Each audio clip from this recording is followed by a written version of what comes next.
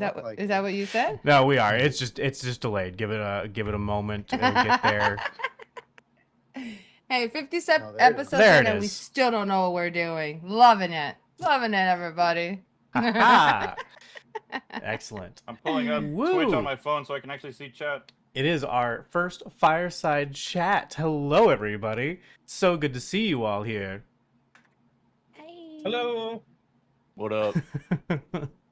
We got our set all set up for live. We've got a little art cycle going through down at the bottom with the credits to the wonderful artists who have made them. Some of them in-house and some of them fan art. So thank you for anybody who's submitted stuff and given us the okay to share that with the rest of the world. But yeah, we've made it 50 episodes through Dice and Destiny. Technically 51. Technically. But 51. Technically 54. 54. Recorded. What the hell are you talking? What are you talking Well, no, we're technically further than that. Technically. Technically, but I have no idea what these guys are talking about. Technically. that's fair. But we got some questions from our community and then put together a list of questions for the cast and everything. So I figured a great place to start is everybody just going around and introducing themselves, who they are, what they do at the company, and who they play as in Dice and Destiny. I can kick us off. I'm Rain, the GM for Dice and Destiny, one of the editors. I get to play so many characters, and I love doing that. It keeps me not tied down and connected to anybody. Truly, that's.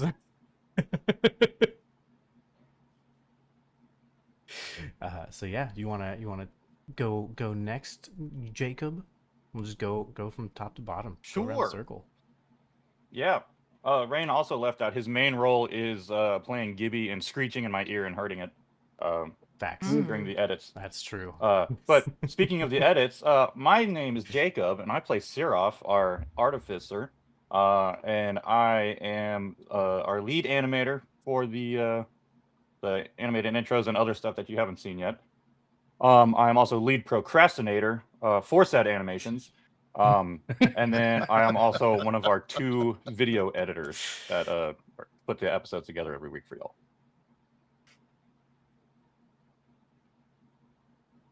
And I end my turn. Thank you. Thank you. Oh, okay. You. Me? Hi, me. Oh, You. hi. I am Jeanette, also known as Jenny. People know me as Jenny actually, and get very disturbed when I use my name, so I'm just gonna keep it as Jenny. I play Kiko Willowbloom, and I'm the make-believe CFO that I allow Rain to just do my job for me. So it's awesome. You know, I just get the title and the perps. I'm actually going to school for it to be better, but you know, he's got it for now. She's gonna kick ass. And this is my very first game with these lovely bunch of guys here. And you know, and I think that's about it. And I pass it on to this guy, which is also known as my husband. Yeah. So I'm Friggs. I play Mike. His day to day, we play around. I do some doodles every now and then, and they say if they like them or not, and then they post it if they want to, and then I bug Rain, for just miscellaneous stuff, and yeah. Oh, Friggs is your friendly neighborhood warlock, and yeah, he likes to shoot stuff. Bugging Rain's an important role. I'm glad you're taking that up. I forgot to say that Kiko is a cleric, huh? Yeah, Kiko's a cleric. A Twilight cleric. Mm-hmm. Sorry about that, everybody. Yeah, that's okay. And then I'll pass it down to our friendly neighborhood giant. Thanks, Mike. It's so hefty. Hey, don't know why everybody, they my put name one is too. Ben. I am a player in Dice and Destiny. My play character Melvin. He's a halfling strife-born bard paladin. Just a spunky little guy, as always. And I am also the lead sound engineer, audio designer. We have, a bunch of tracks that we use in our show, but I do a lot of behind the scenes creation of our sound works. So that's my primary job there, and I do a little bit of graphic work here and there. And Like this just beautiful anything that set? we can really like this beautiful set. Thank you. It's beautiful set. Um, Yes, indeed. So yeah, just whatever I can get my hands on and something I can do, I like to help out. I'm really happy to be a part of this team. These guys are awesome. And I pass it to this guy. Hey, I am Zane. Thanks, Ben. For sure. Yeah. Oh. Wrong side. Wrong side. Hefty. Oh, He yeah. passed it. He's very tall. He passed it around the other side. Oh yeah, that is true. That is true.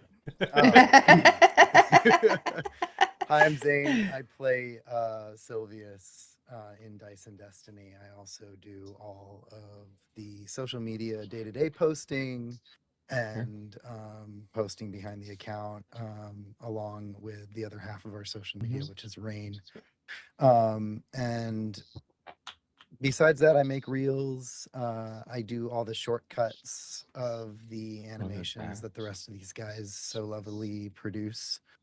And I think we've all contributed. I think that's one thing we've all kind of forgot to mention to say is that we've all contributed writing along with Rain's continued contributions and writing the story. We all kind of wrote our own characters, and so that's something I think that we all can claim is that we are all a little bit of writers in this as well, on this kind of collaborative story that we've all put together. But no, I'm really Some better than happy to be others. part of the team, and it's been really, really fun playing in this campaign so far and running the kind of social media outreach thing, which is daunting and scary.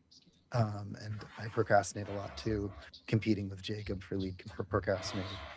So I'll pass the hefty stick back to Rain. Little guy. That's really big. But you've been hitting the gym. Come on. True.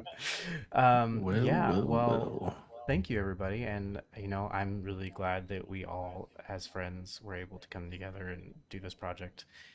We're now, just over a year and a month, 50 episodes, as well as some side projects that we've done here and there. And got a charity under our belt. It's been very rewarding, and appreciate you all going on the journey with me and with each other. But yeah, I've got a big list of questions here. Before let's it is it is a big topic. It's just us. Let's go ahead and start with a question from the community, from Madio. Since I see you lurking there, I'm gonna throw your question out first. For the players, Hey-o. what's something that you do that helps you get into character?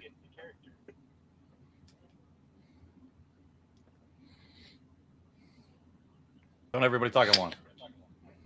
No. Well, that would be embarrassing, right? I practice not talking over people, so that we have a smooth. No, whenever I go into a recording, I sort of just, really just kind of relax and get myself hyped up for the recording. It's already exciting to follow along with the story that Rain's sort of helped us develop here. So, I mean, really, I just kind of shrink myself down. I'm a rather large guy, and I get into the mindset of a little guy, just a little spunky dude.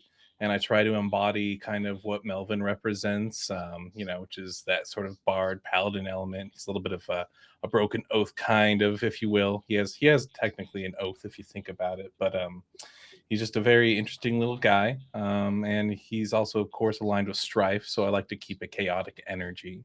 So I just take all those elements that we sort of put into the story, put that into my head, shrink it all down, and, go to town.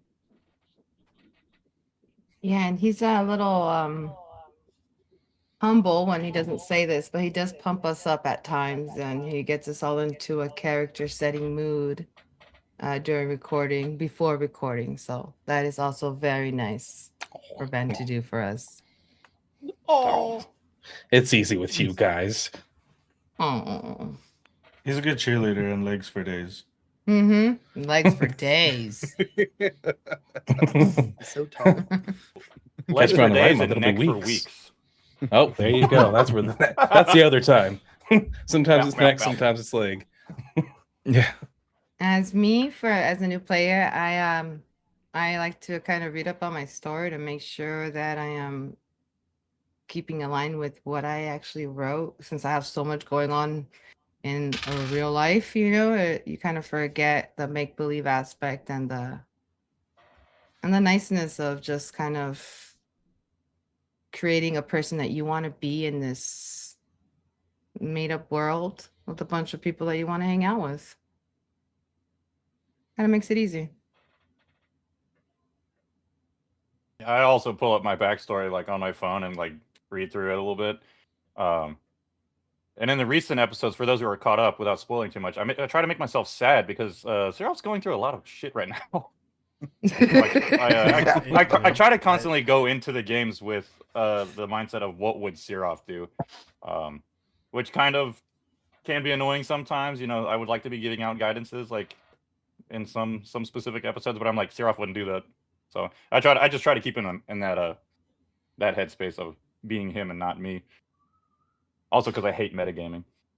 That is a very good point you brought up there, Siraf, as well. Before we continue with this question, this is discussing episodes 1 through 50. There might be spoilers, guys. Just as a warning. Just a heads up. So if you want to stay and listen, Spoiler alert: we go to welcome jail in episode 1. But do. do be prepared. You might hear some things that will potentially spoil parts of the story for you. I will say the part about messing with going to jail in session 1, almost going to jail in session 1, has been commented on multiple times by multiple different people. And they mostly say that it's wild that we right off the bat messed with the guards. You mean that Friggs and Melvin Sure did? was. Mm-hmm. Friggs and was. Melvin, yeah. It was Friggs and Melvin, but we would have collectively been on the hook. That's the way it works. Yeah. To go back to We had the their getting back, in we didn't know. character. Yeah, we just knew. The character thing, I think it's pretty easy for me because Friggs is literally just a younger me. So I don't really need to act much. Makes it easy. Before you got Yeah. wiser and smarter, right? Exactly. Before the Yeah. princess came and kissed a frog and turned him into a prince, is what he's trying to say. Yeah. That was so That's sweet. adorable. The hair didn't come back though, so we took our losses. But your skin looks to have cleared up. No more flaking face. Yeah. Aloe vera lotion helps.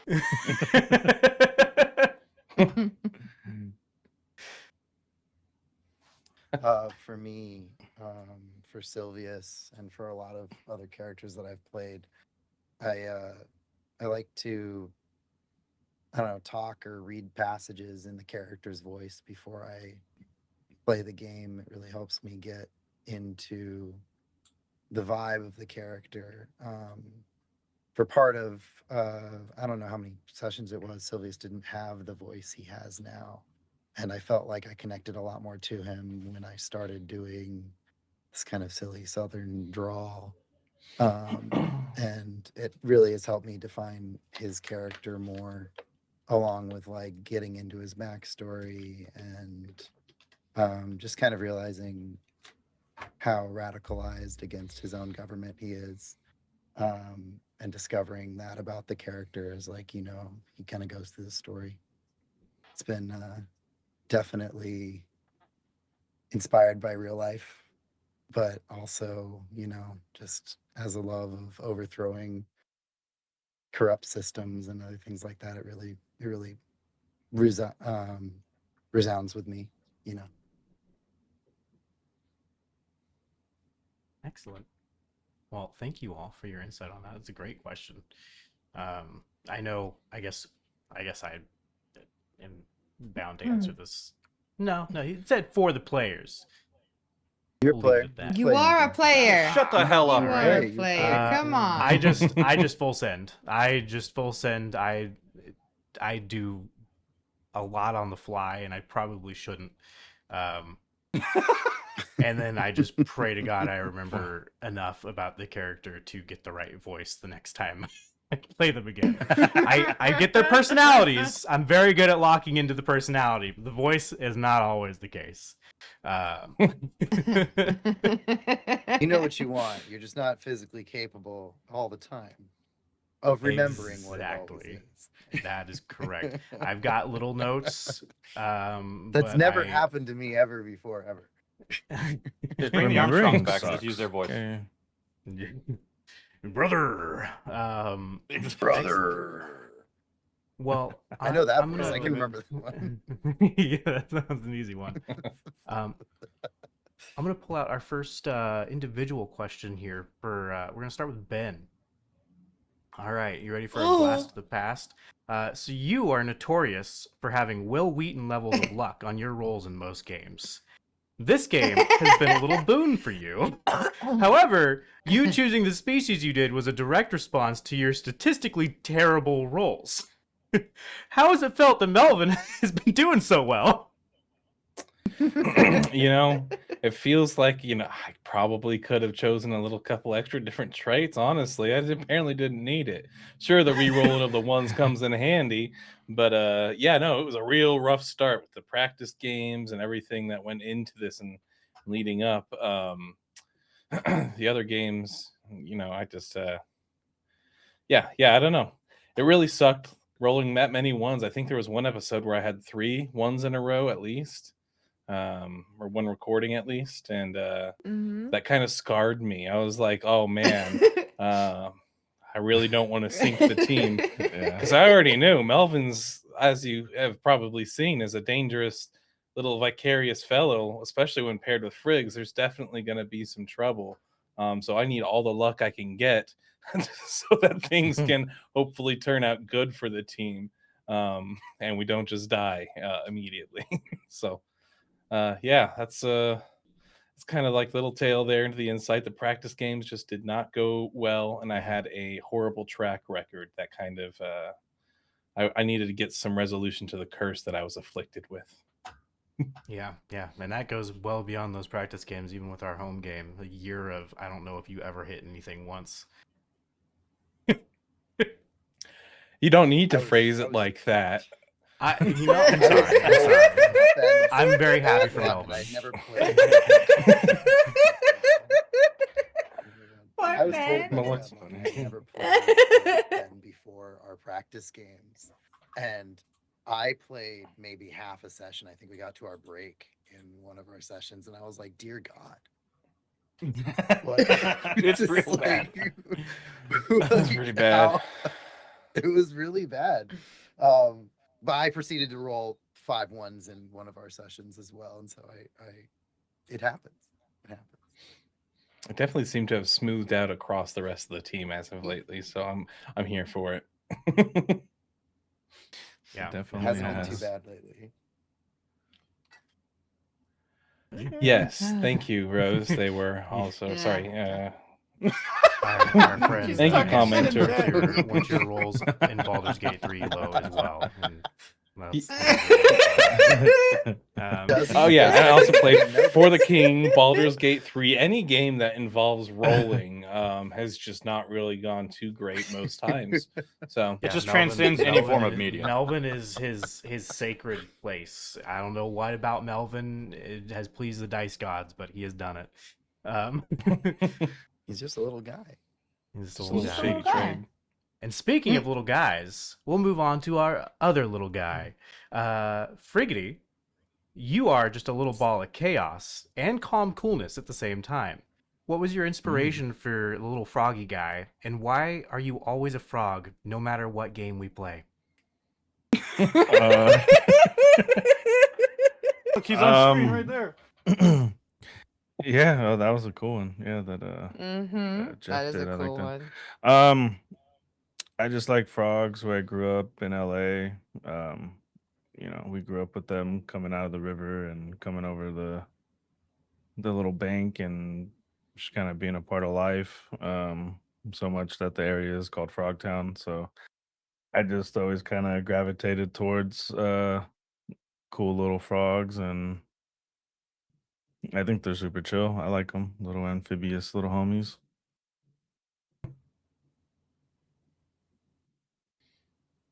Great story. I really, And you I truly think love he always frogs more wants than to play an anybody. oxalotl, but he can't. So I would play an oxalotl, but there's no like, no one's done it. So Well, we'll fix that. We'll fix that soon. yeah, there you go. Excellent. I'm gonna bring it to Jenny next. You are our newest player.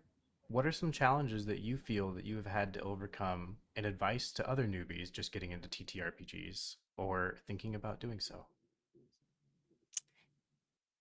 Being in my head, um, I I'm told I'm doing a good job, but I feel like I could be doing better. And at times I feel like I'm not holding my end up to like you guys because you guys have such a great story and your moves, and I'm just like what do I do? So it's a lot getting in my head and just enjoying the moment. So it's more just having fun and letting go a little bit instead of trying to be, I guess, perfect, which that's impossible, but you still try.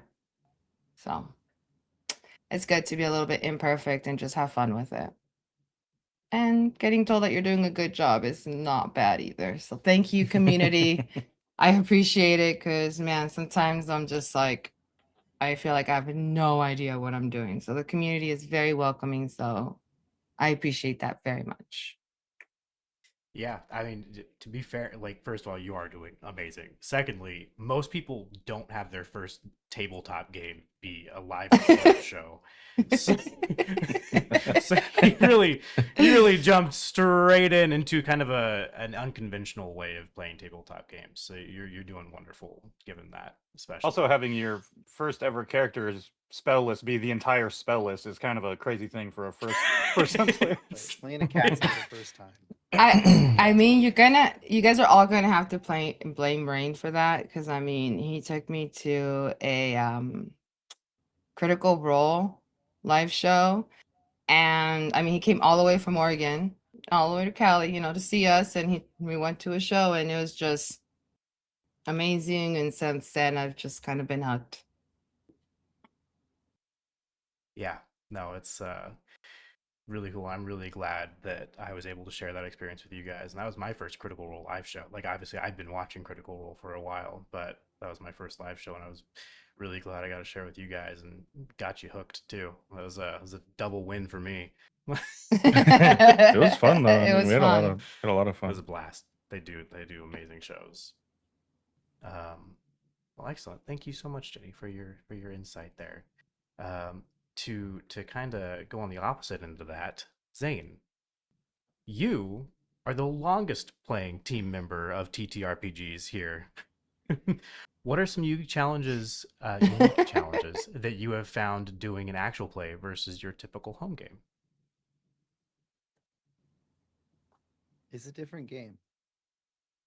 Home games, I don't know, like in my home games, sometimes we're not very focused, but there's a benefit of focus to be had in this space where we're recording. And, we're not trying to say that we're under too much of a time limit, but we're under a time limit. We have lives, we have jobs, we have other things that we do. And the challenges that every creator, I think, faces. Um, and when you're playing a home game, it's almost an escape from reality. But when you're doing an AP, yeah, you're having fun. You're playing this great, amazing game. You're being told an amazing story. You're getting to know your fellow players and enjoying them increasingly in increasing amounts. But you're also making a production. You're worried about sound. You're worried about how things look. You're worried about, if, the post that you're making is going to do well or the content that you're making is going to be desirable. And so there's an added level of stress to it. It's still enjoyable. It's still a wonderful journey to be on. But I would say the difference for me is that sometimes just a funny home game is a little bit more relaxing. But, I can't really say that sitting around with these guys and joking about our trips in Iona isn't relaxing as well. Excellent. And there was I a got good a- follow-up question from Theora. How long have you been playing tabletop games? Since I was like 10 or 11. So it's been like 20 plus years at this point. He's giving out his age, everybody. Yeah. Punk status. Excellent. But yeah. Okay. We have another question from the That's live a chat great that we'll question. jump into. Also, really thanks, quick. Arcane. Yes, thank you. Thank you, Arcane. Arcane asks, Arcane Amphitheater asks, our wonderful friends over there, who throws the wrench into the GM's plans the most? Bro, I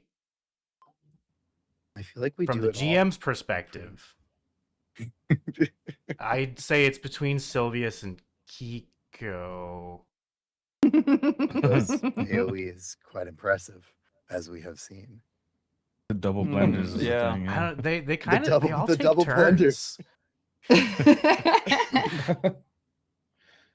I think the easiest person I found to manipulate is Sirof, though. Everybody else is Oh, a wild card. Crazy wording. as you can tell from like the Oh. last 6 episodes or so.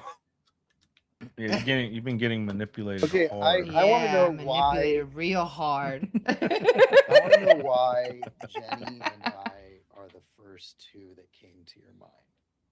Why? Jenny- Why is Jenny Why? gets really creative, and she'll do Mhm. things that I do not expect. As she just has such a big spell list, I can't account for everything, and she gets really creative with it.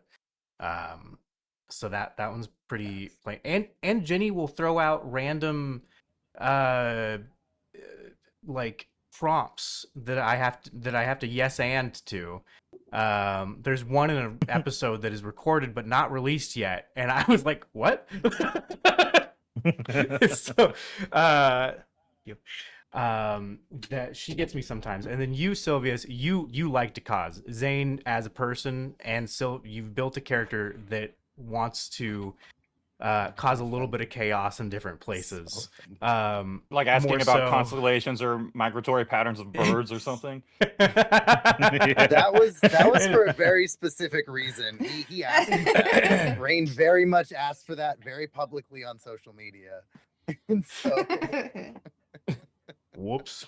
That's No, that was funny. fun though. I have that written down. It is still canon. It's I we're like it. good. It was a great answer. It was And good. then Mike over here like a month later sent me. He's like, "Hey, there should be some other constellations. These are what the Muchaya see is constellations." And I was like, "I really like that, and some cultural differences and what people find significant in the sky."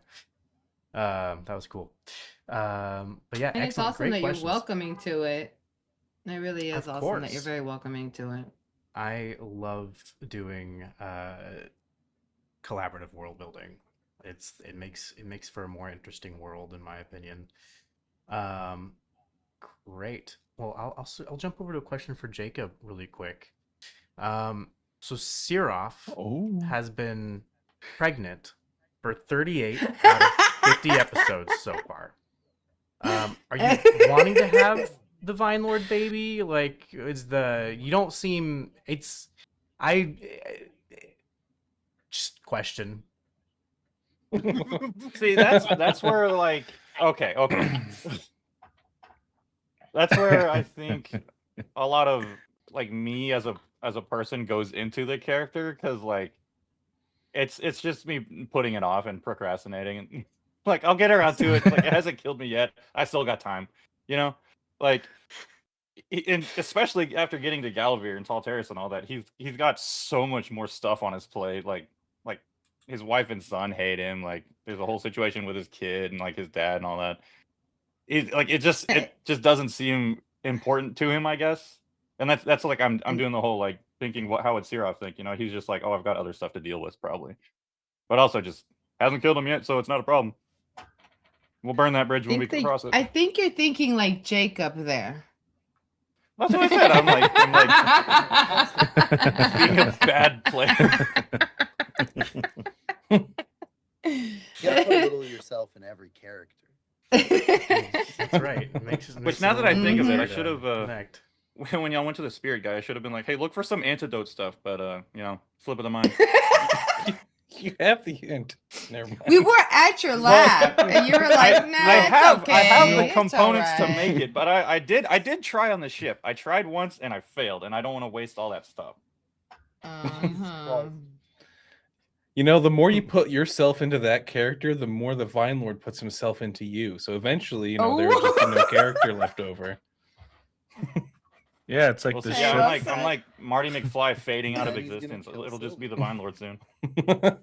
True. Yeah, we'll just have the Vine But Lord as our. I've said on it our once. team. I'll say it again. Siraf has a really good intelligence, but he is not wise at all.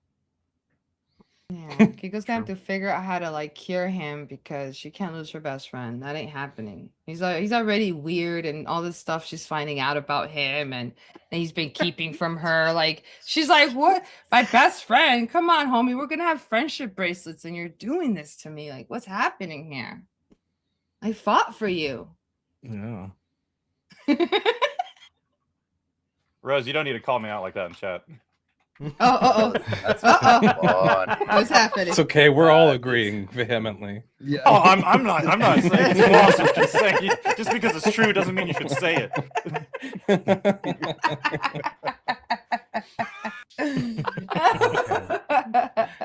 Excellent. That's funny. Well, we have another community question here. This is from Jeff of the Big Campaign podcast. Also, he did a little doodle that has showed up down there at the bottom of the reel. He asks, "Is this a world you've been playing in, or was it made for the show?" It was very much made for the show, and let me tell you, we did a lot of collaboration on building this world between having everybody do their own backstories, and then I took that and kind of built out from there, and to me and Jacob, we taking the That's why the time maps to look so figure good, and I out always compliment them.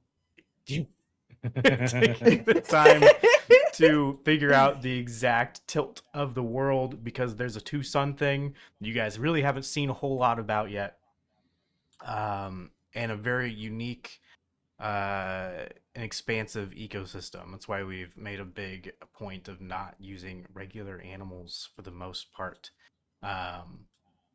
in the world. So there's a lot behind the scenes that is built to an unnecessary degree. Unnecessary. There's a lot of in-depth stuff that Mhm. that's funny. It's almost science, except there's certain points we just were like, we don't need to acknowledge that. That doesn't Reasons, work. yeah. But well, we've got the pseudoscience. The pseudoscience is there in droves, and then there's so much creative. Zane wrote up most. Well, he wrote up, sent books, pamphlets worth of content to me of Voltaria, and how they have everything set up and a bunch of the regions. wasn't a big like Red Wizards of Fate kick, and I may have let that inspire me a little too much. Don't ever combine the Romans and the Red Wizards of Thay. It's not fun to fight against, guys. Don't do that to yourselves. especially when they have closer to modern technology. Changes Yeah, they've the got like dynamic a guns and bit. stuff.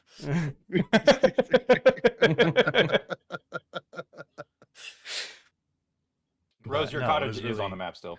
it was really fun. It was really fun sitting with everybody and making this world together for the actual play and everything. And there are parts that we don't know about that I am infinitely curious about. That there Like are. people's There's backstories. always things added, and plenty of stuff and backstories that hasn't been touched on yet. Well, true. thank you.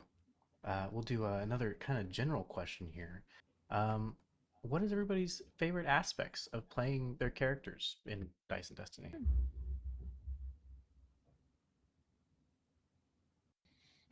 Intrusive thoughts. Melvin is just pure intrusive thoughts. You know, yeah, there's many that I have to like hold back from, but you know, in life, in the real world, I'm just to try to be fun and whatnot. But usually, I'm just like a chill, laid back guy who's just hermiting up in his office. So to be Melvin, this little spontaneous, spunky guy, kind of gets that inner wildness out of me. There was a time when I used to like to go out and be a lot more social and whatnot, but I'm a little bit older now, so it's hard to get out and do those things, and not to mention the economy. Am I right? But but in general, that's just what I love about D&D and RPGs in general. But specifically for Melvin, I think it's just capturing that kind of wildness and like letting those intrusive thoughts win, and having to, and not having to hold back in a sense. Sure I do sometimes because some stuff would be way off the handles, but sometimes these guys push me there too. I can't help but get a little wild too. That yes and aspect takes over. So there's just a lot of elements, but I think for Melvin and myself, that's what I enjoy the most. It's just wild. How about you, Jacob? I call it whatever. You're using my gamer name. Yeah. Sorry. That's how we met. That's her first name to me. Yeah, several years of calling people by their gamer tag still stays in your brain, right? I don't really know if there's like a specific like aspect, at least for the actual play, but like it's just in general like D&D, like kind of like what Ben was saying, just you can like escape your regular life and just like go do something, and you don't have to worry about dying. Like I would love to go on an adventure or something, go cave crawling and go like Indiana Jones, like artifact hunting or something, but it's just it's just like playing a video game. You can do what you want, but you're writing your own story. Like so it makes you, I don't know. It gives you that little serotonin boost of you actually being in control of your life for once. You can actually Is that how you save feel money as in D&D? Is that how you feel as Siraf? You feel in control, right? Oh no, I just like making the stories. But also usually when I'm playing D&D outside of the show, I'm usually a DM, so I get to be more like God. But I do like being a player.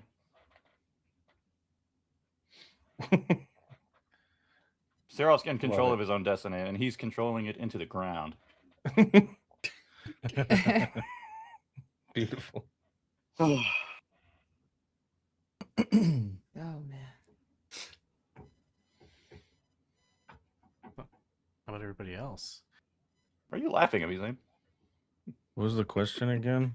The question was, what are your favorite aspects of playing your character in Dice and Destiny? Oh, I just look at you and I laugh. for me, I like, being able to be outrageous and just a funny little dude. Like I think was said before, you get a little bit of a escapism, from the real world, and the current climate and everything. So I like that part.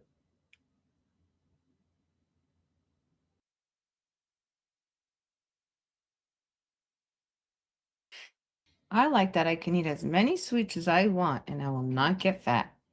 And there's no makes working out so valid. required. I mean, we don't really know that in game. It hasn't been incredibly long. You know, a couple months down line in game, you might have to start going to the gym. You Yeah, don't know you guys this do a because lot of Kiko's been eating cardio. sweet this whole time. That is true. Yeah. That is true. We do a lot of cardio. You turned into 2 little foxes now. You're gonna split like a cell after she eats too much sugar. Well said, Theora. No, really. Yes. It just thinks that half of the time the villain is Rain, so you can't really be mad at Rain because it's Rain. So you have to pretend it's not Rain. You gotta pretend You it's some, see? like, Look, I mean, how viral could you be mad at that guy? You gotta pretend it's some viral tyrant taxing the land and like raising the cost of living or something like that. You know, I don't That live would be a there, real so he asshole. can do whatever he wants. Excellent. And Sylvius, did you have a take on that question? Favorite aspect of being Sylvius? He just likes punching things. My allergies are going crazy right now. I really. Oh good. no. Yeah, it's just like I one nose is really- just really itchy. Sorry, you guys. It be like that. I really enjoy the mechanical aspect of Sylvius. I'm not gonna lie. Like, I kind of came to the table with something that I was like, oh, this is 5.5. I really want to try Monk again because I've heard it's better, and I really like the Monk class. I was a big fan of monks and like just all martial classes back in 3.5, and I really like what 5.5 did with a lot of the martial classes and how they balanced it. And Monk has been really fun mechanically, but also like just I don't know, the role play aspect of playing Sylvius is really fun to me. I like the voice, I like the character, I like that he's sometimes kind of a bit of an idiot and he makes stupid choices. And you know, it's kind of fun trying not to be like, I don't know, just outright detrimental, but making believably like, oh, with this information, this is what I would think. And it's kind of fun to do that. It's fun to be an element of chaos, although I don't think I'm as big of an element of chaos as Melvin or Forgetty. Yeah, Is that Kit they Kat? snuck Does their she? way in. Did that have Yeah, something that's to say Kit Kat. too? She snuck her way in. She's She's like, oh, there's nothing going on in the living room. I can go be with Dad because he left his door cracked. That's the two kind of like balances for me. It's like it's very mechanically satisfying to play the character, but I also love role playing with all these guys. Awesome. Well, cool. We have another community question from a Ragax. So I don't know, he's a weird looking goblin guy. What are some of the inspirations before. behind some of the PCs and NPCs, if there are any?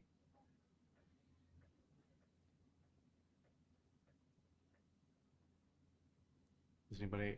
I can start with a. I Huh? can start with an NPC. I don't make the NPCs. Yeah. I Oh don't my know. God. Yeah. The strong whoa, the strong arms. Armstrongs? The Armstrongs. Jeez, Louise. Better get that correct. Wow. Have some damn respect, Rain. My bad. There's I'm only sorry. one left. Have Rain. Oh, Come on. There's only man. have respect for the dead, bro. I like very obvious like some big old wrestler guys, Randy Savage, and then just some other just big hardcore workout people was a big inspiration behind them, just because it's fun to do the voice, just regardless of anything else that may be involved with said persons. The voice is fun to do, and the personality is fun to caricature.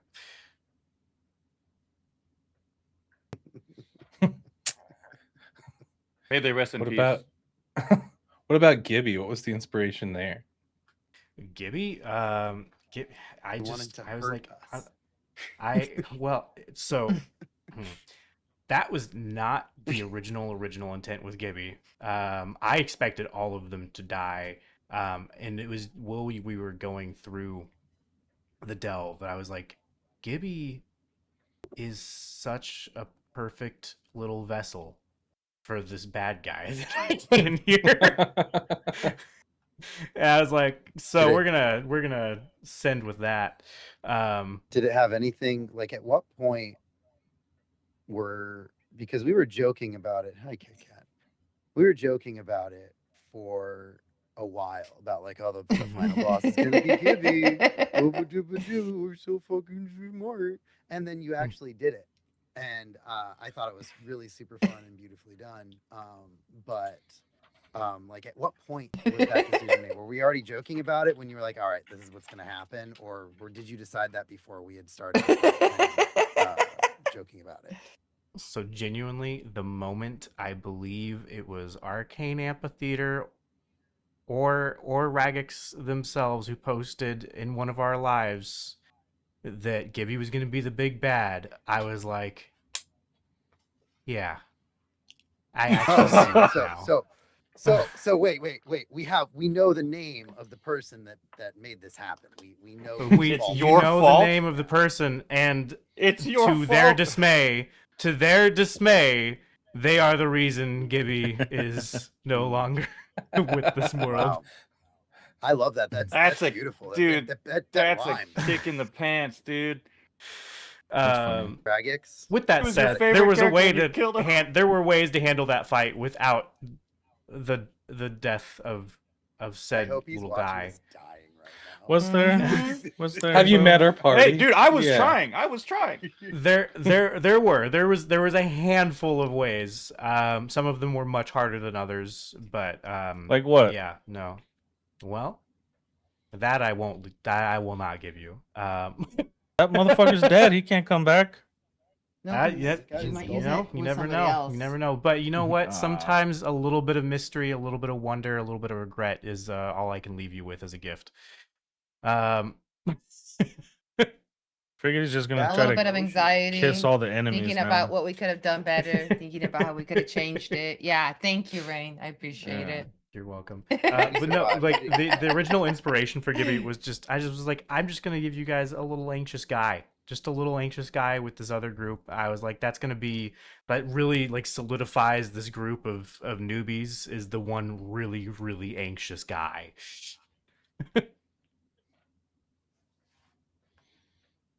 Damn. But yeah, does anybody want to share some of the inspirations for their PCs? I think we've kind of touched bases on it with some of the other questions. Yeah, I mean, I'll share a quick inspo for Melvin. I mean, All right. but yeah, kind of, when creating the world, we went over the different suns and, the makers. As you know, we've got Ikonai, Aona, and Uwe. And so mine is aligned with Ikonai, the strifey side of things. And I was just trying to think about the setting that we're in, which is also kind of a weird blend of the industrial era. And I was trying to think of what character I would, be able to best embody that kind of era and that kind of vibe from the Red Sun Ikonai.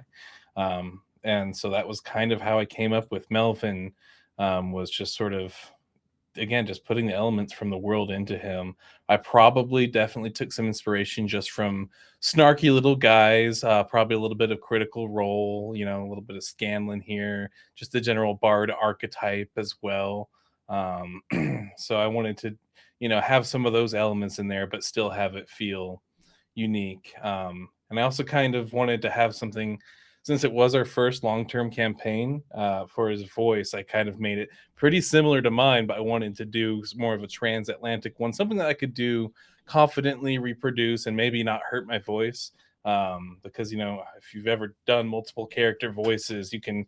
There's some that are a little bit rough to do for a long periods of time.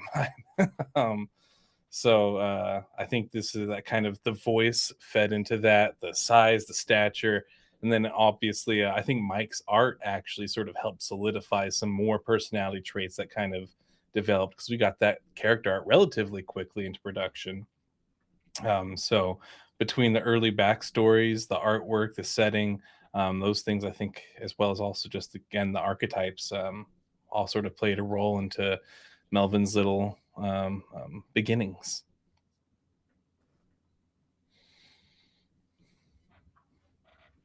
Yeah, that's that's good stuff. That's good stuff. That actually that leads me to another question I've got here. Because you are a little bit of a master of rhymes and riddles. um, is it rewarding getting to play a character that kind of revolves around those skills that you practice in your daily life?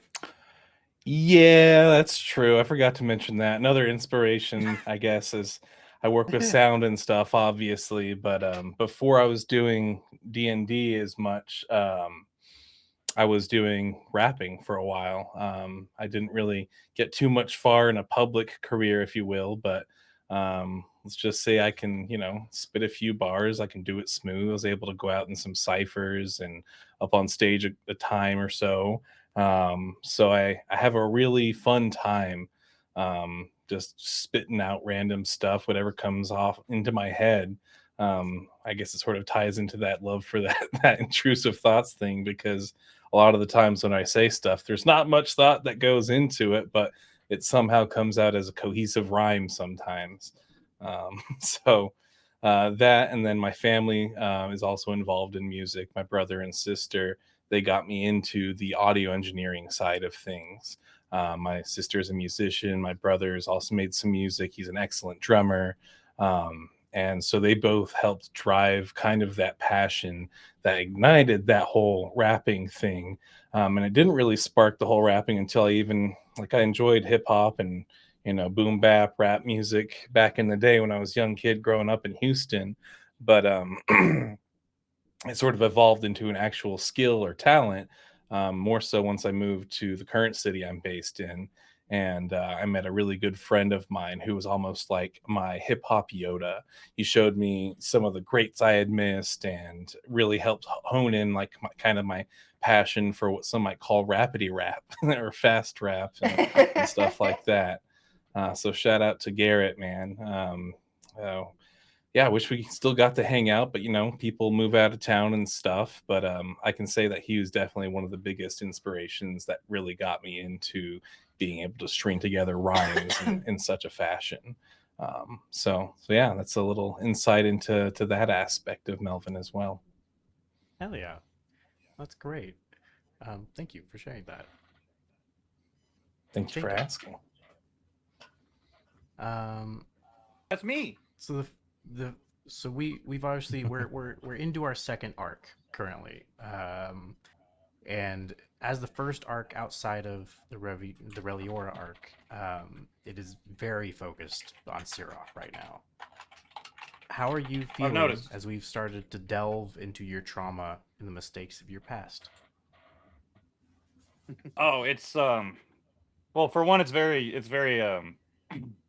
gratifying, like to have written this backstory like a year and a half ago, and it's finally coming out. Like I just get to talk about it. It is awesome. Um, I'm not great at handling said trauma though. um, but it makes for a good story. I every good D&D character's got to have a tragic backstory, right? But when I was coming up with Seraph, I was like, what if, like, usually it's your fault in some way, but if I was like, what if I actually just like straight up just like killed a bunch of people on accident? And then like that kind of evolved into like the precursor of Seraph, like in our our one shots that we did, where he was like actually a professor or something, and now he's been like disbanded from the college or whatever. But then after that, I changed that. But no, it's been really interesting to see all of his traumas come out, and to see you giving him new ones. And I don't know how I'm going to deal with it. Yeah. Um, Yeah. No. Took 50 yeah, I was like, episodes for you to talk to your wife. yeah, Seraph wasn't looking forward to talking to his wife, and I wasn't looking forward to talking to you as my wife. that was a very heavy conversation. Yeah. Yeah, I've gotten like real sad a couple times, like being like, "Oh my god, my kids," and I'm like thinking, dude, this guy's an asshole, and then I'm like, wait, I created him.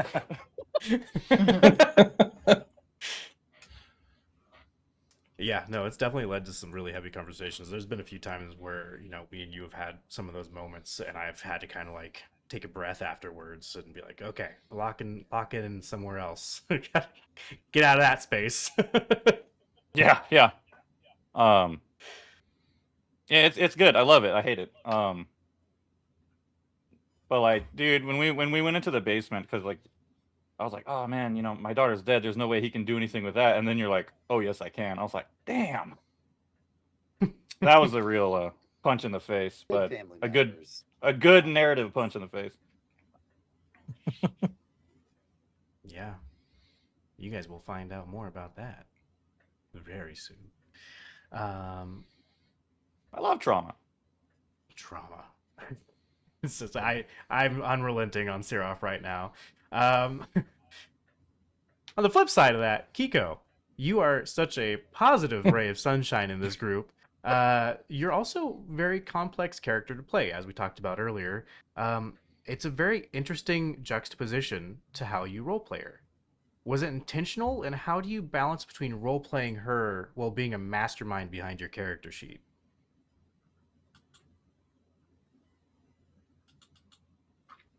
I didn't know I was a mastermind behind my sheet. Whoa, I that was do. awesome to hear. Woo. A little bit.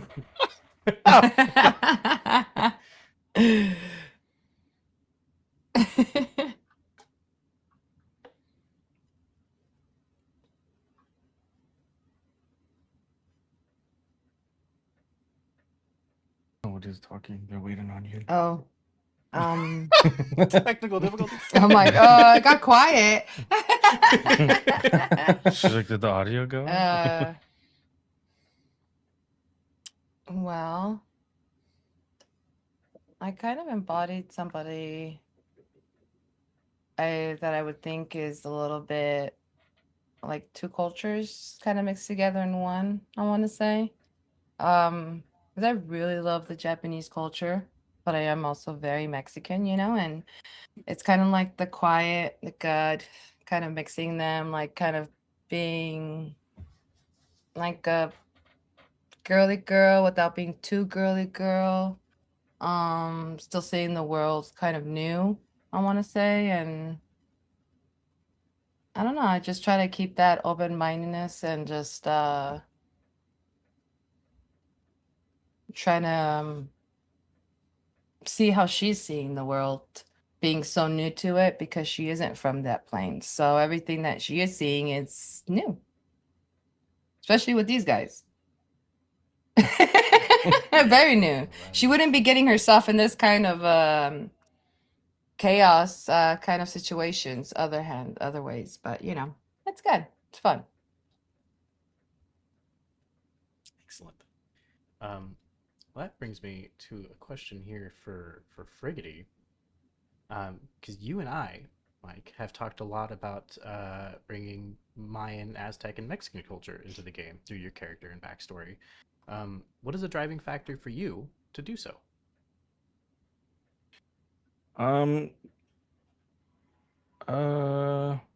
So obviously, I'm proud of the heritage and my peoples and everything. I think beginning back, when we first started talking about starting this, me and Jenny were pretty adamant about wanting to, represent where we've seen not very much representation. There's some, but there's not too much. I think it's important to, like I said before, put a little bit of yourself into the character.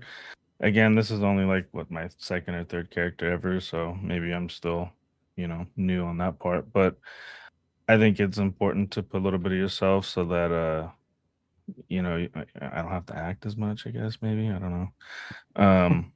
But it also helps people with different backgrounds, in my eyes, feel comfortable, sitting at the table with other people from different backgrounds, seeing yourself represented, or at least a little bit with the name, location, or something like that. You feel some kind of bond with that story, and might feel comfortable enough for yourself to start a game or get involved into it as well.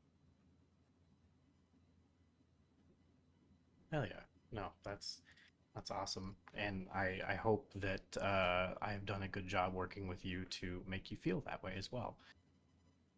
Oh yeah, definitely. No, I mean, from people probably gonna see it because it's like my patron, right? Friggity's patron. Her full name would be Itzpapalop, which is the obsidian butterfly from, the Aztec culture, the Nahuatl culture. But I obviously shortened the name because I didn't want to put Rain through that.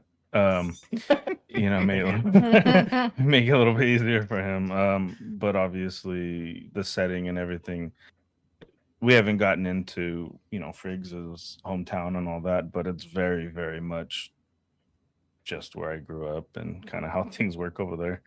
Um, and my part of LA where I grew up. So yeah, no, I just like to see it. Want to see more of it, more different types of people at tables and feel represented and get a little bit more people with different backgrounds to make these stories together. I think it just builds a more of an impact. Hey, well, I think you're doing a wonderful job. So thank you for sharing that.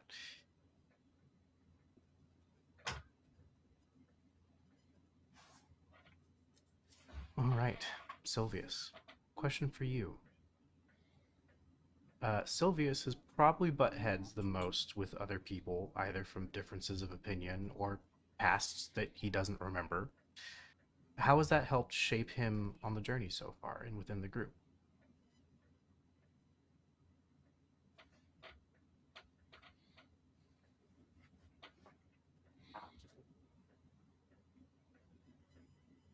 He definitely is not naturally a team player.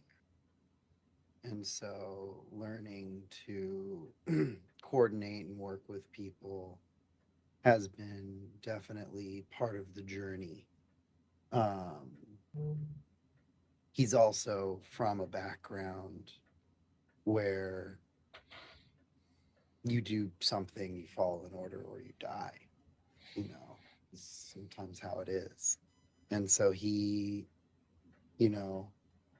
is still struggling getting out of that mindset and becoming, the peaceful person he would like to be and not resorting to violence.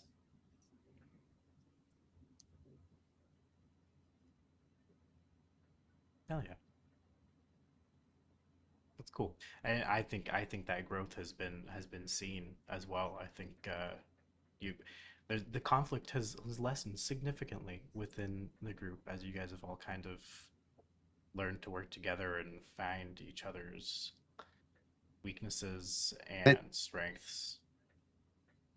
I also think Sirov just realizes he can't hit me, so that helps too.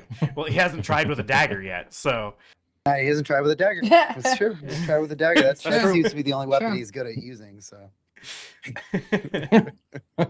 Dude, you see a dagger, you better watch out. yeah, For real. exactly. Adamantine auto crits. Yeah. It sure does.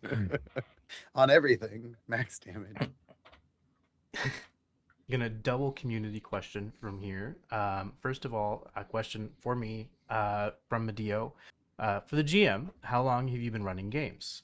If you also run home games, how does prep differ for those versus for the show? So I've been playing for almost 6 years now. It got me through. I kind of discovered tabletop games at a really, really low point in my life, and it changed the entire trajectory of how I process life and all of that stuff for the best. And it's because of that. It's a really big passion of mine to share that storytelling and collaboration and all of that with other people. Because I've felt and seen how big of an impact it can make. Um, so with that, been basically running games since day one. I had a really good friend, Mal, introduce me to D&D with some of our other friends. I played in 2 sessions with him. He was just doing Fandelver. He was just eager to show some friends D&D. And I just said, "Hey, bud, I love this so far. I would love to try to do my own session." And he was just like, "All you, dude." Just passed it right off. And then we have our home game from forever ago now. We don't get to play super often, unfortunately, because we're all over the place. But um, and I did that and joined Zane's game when I wasn't getting enough. So that's how Zane and I met. Was looking for a group basically. He was my dungeon master for a bit and doing a Curse of Strahd campaign. And then I was running some other home games and just kept doing them. Played plenty of games with Dane, plenty of games with some mutual friends of ours. But I love DMing. I love playing too, but DMing and collaborating and everything with everybody is a lot of fun for me.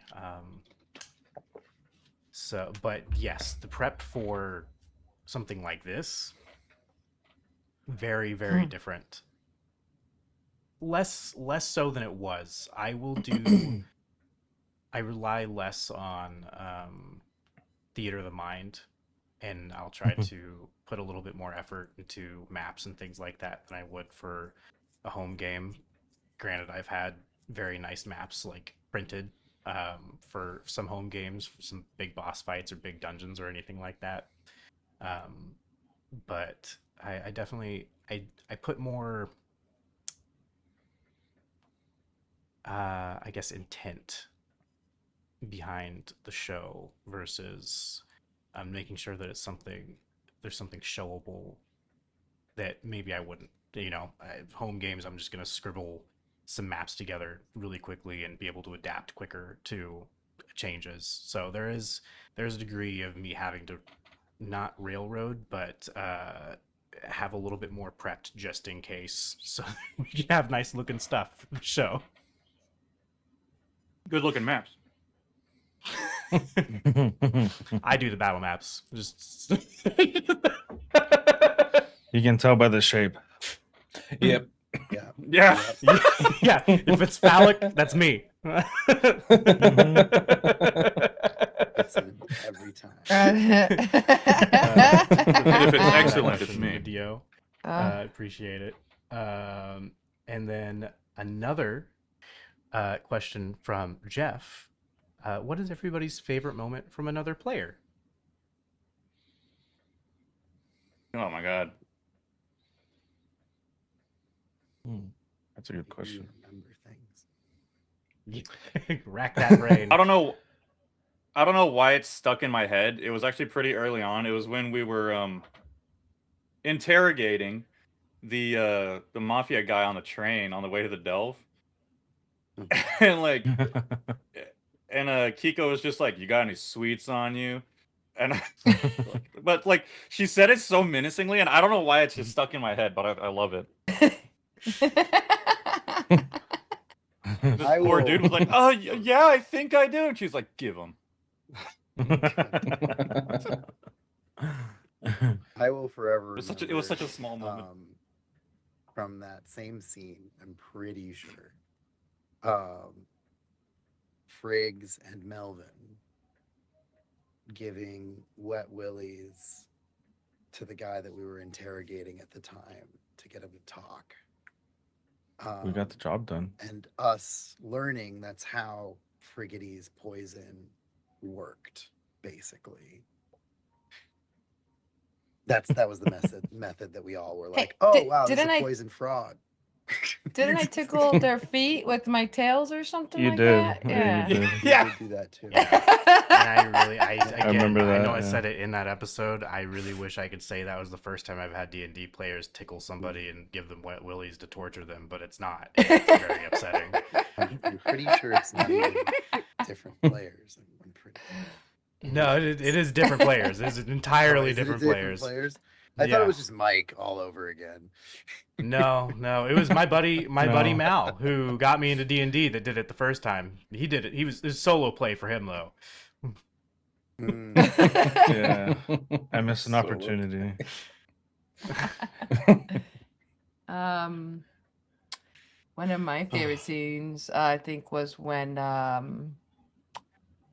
I mean, I got a couple, but one of my favorite scenes was when Sarah found the chocolate beer. Oh my God, yes.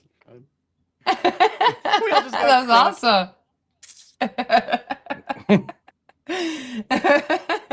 Randomly in the middle. Like, yeah, let's have a party right now. That was pretty good. We were throwing them back for sure. Back when all the scouts were alive. We got Gibby Doug drunk. seemed fine. Before the despair set in. Before the despair set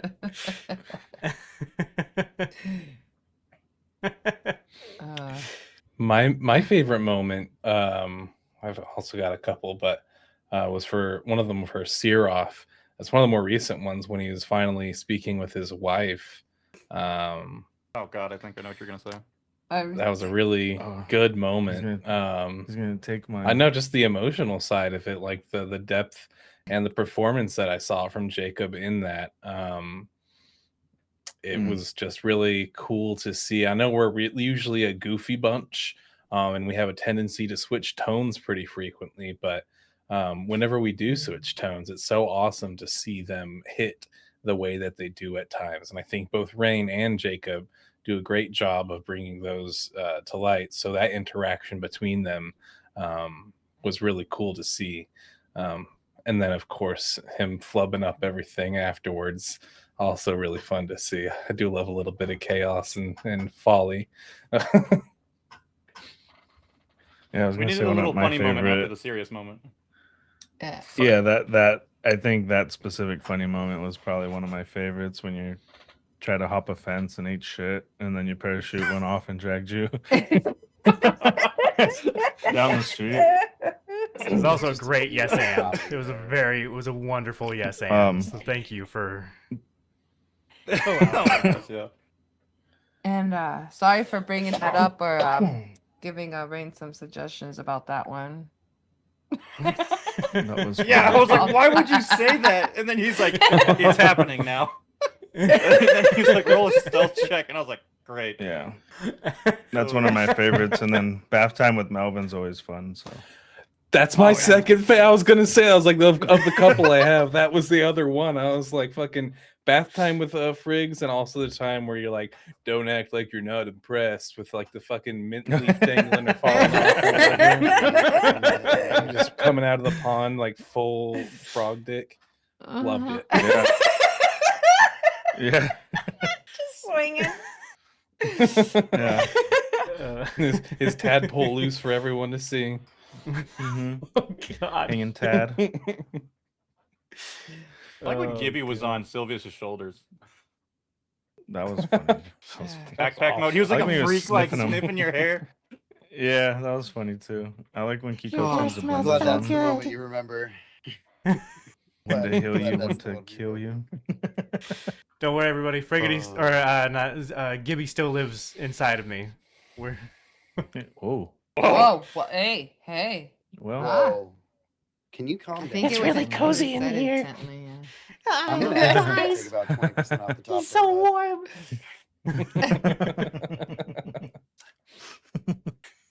Yeah, I agree. Sus. Mm. Sus. Ring. Oh, fuck. Was he wearing the ring when he died? So Gibby was wearing the ring when he died, and I saw Jeff talking about this in the chat. Unfortunately, because I did think about this, this did cross my mind, but the ring can only maybe maybe I read the description wrong, but if I recall correctly, it will only take the soul of somebody else within it if it's empty. Okay, so it won't like overwrite. Okay. I was about to say like we could have a pocket Gibby.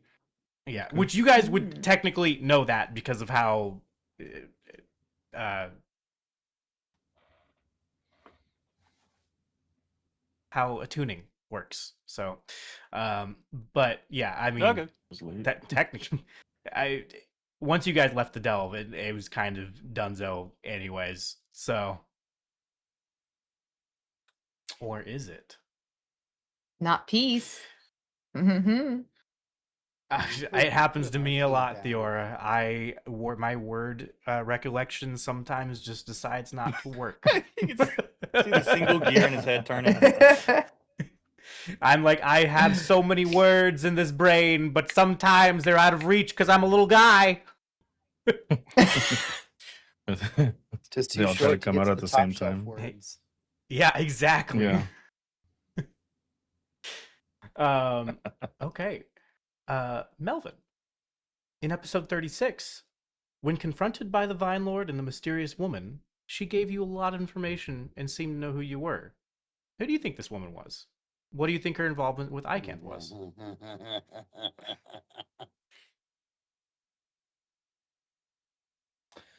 I don't know.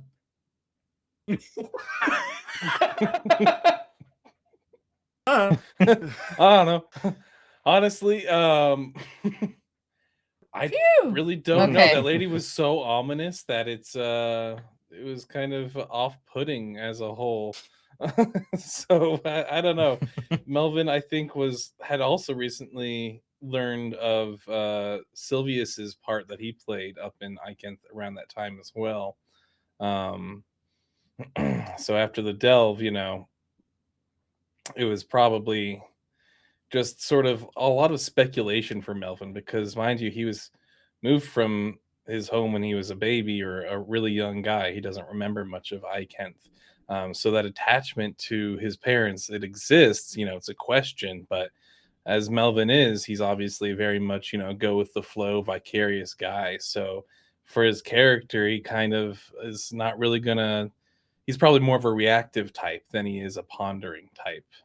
So if he doesn't have an answer to something and he doesn't feel like comfortable, pulling it out of the Vine Lord and whatever lady's enslaved the Vine Lord in that moment, I think it was he probably would have had more questions that would have fired off, but it didn't seem like the best fit for the situation.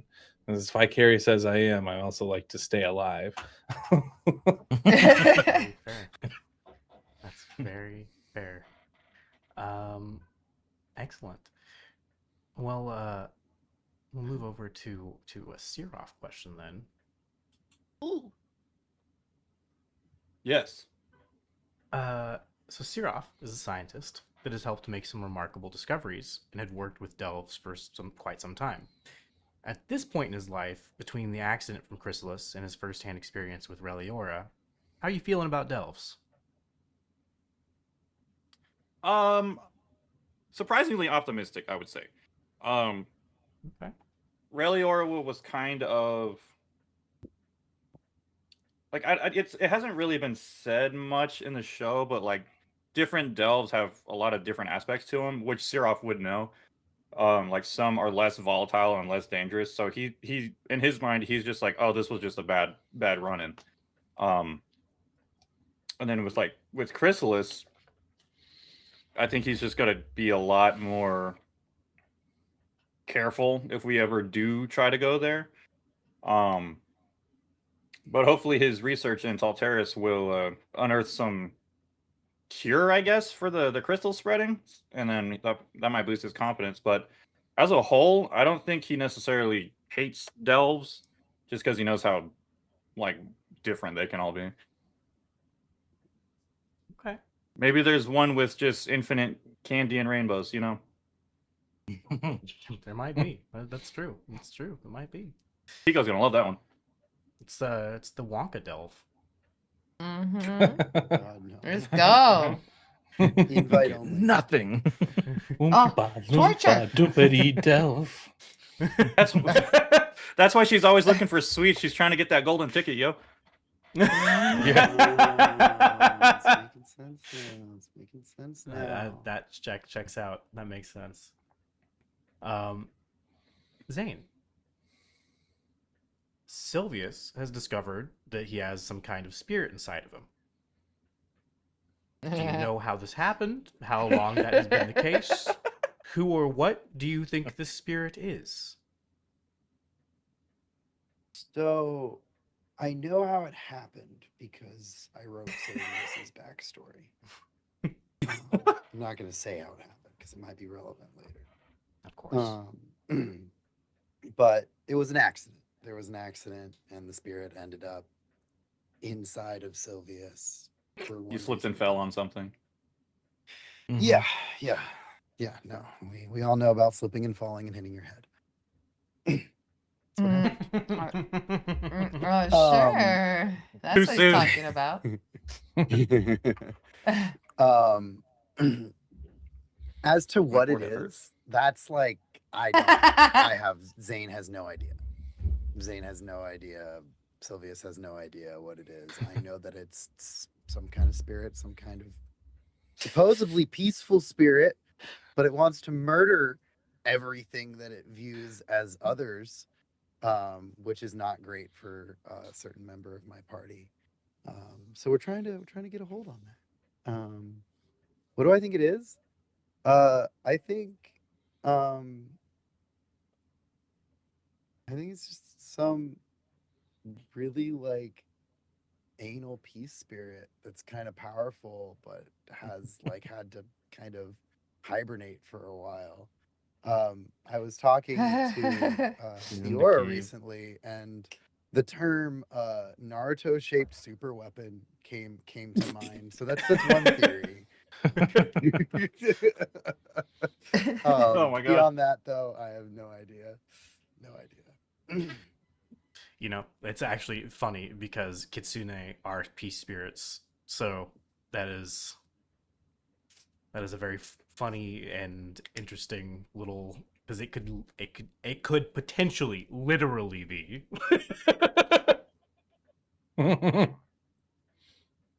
It's Kiko's cousin. Not yeah.